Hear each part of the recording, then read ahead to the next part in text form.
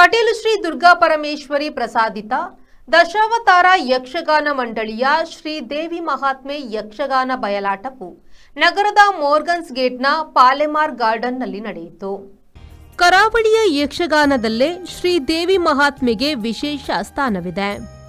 ಅದರಲ್ಲೂ ದೇವಿಯ ಪುರಾಣದ ಕಥೆಯನ್ನು ಮುಂದಿಡುವ ಈ ಪ್ರಸಂಗಕ್ಕಂತೂ ಬೇಡಿಕೆ ಜಾಸ್ತಿನೇ. ಕರಾವಳಿಯಲ್ಲಷ್ಟೇ ಕಾಣಬಹುದಾದ ಈ ದೇವಿ ಮಹಾತ್ಮೆ ನಿಜಕ್ಕೂ ದಾಖಲೆಯನ್ನು ಬರೆದಿದೆ.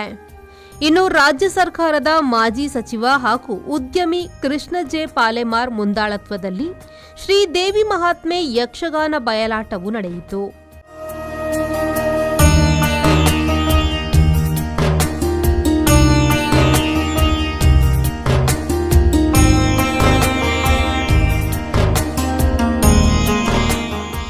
ಈ ವೇಳೆ ಮೇಳದ ಮ್ಯಾನೇಜರ್ ಸುಣ್ಣಂಬಳ ವಿಶ್ವೇಶ್ವರ ಭಟ್ ಅವರನ್ನು ಸನ್ಮಾನಿಸಲಾಯಿತು. ಇತ್ತೀಚೆಗಷ್ಟೇ ತಂದೆ ತಾಯಿಯನ್ನು ಕಳೆದುಕೊಂಡ ಇಬ್ಬರಿಗೆ ವಿದ್ಯಾಭ್ಯಾಸಕ್ಕೆ ಅನುಕೂಲವಾಗುವ ನಿಟ್ಟಿನಲ್ಲಿ ಧನ ಸಹಾಯ ವಿತರಣೆ ಮಾಡಲಾಯಿತು. ಸಂಜೆ 6:30ಕ್ಕೆ ಚೌಕಿ ಪೂಜೆ ಹಾಗೂ ಅನ್ನ ಸಂತರ್ಪಣೆ ನಡೆಯಿತು. ಈ ವೇಳೆ ಸಂಸದ ಕ್ಯಾಪ್ಟನ್ ಬ್ರಿಜೇಶ್ ಚೌಟಾ, ಮಾಜಿ ಸಂಸದ ನಳಿನ್ ಕುಮಾರ್ ಕಟೀಲ್, ಶಾಸಕರಾದ D Vedavyas Kamath, doctor Y Bharath Shetty, Rajesh Naik, Umanath Kotian, ಮಾಜಿ ಮೇಯರ್ ಸುಧೀರ್ ಶೆಟ್ಟಿ ಕಣ್ಣೂರು, ಕೆಸಿ ನಾಯ್ಕ, ಸೂರಜ್ ಕಲ್ಯ ಸೇರಿದಂತೆ ಮಂಗಳೂರು ಮಹಾನಗರ ಪಾಲಿಕೆಯ ಸದಸ್ಯರು ಮೊದಲಾದ ಗಣ್ಯರು ಪಾಲ್ಗೊಂಡಿದ್ದರು.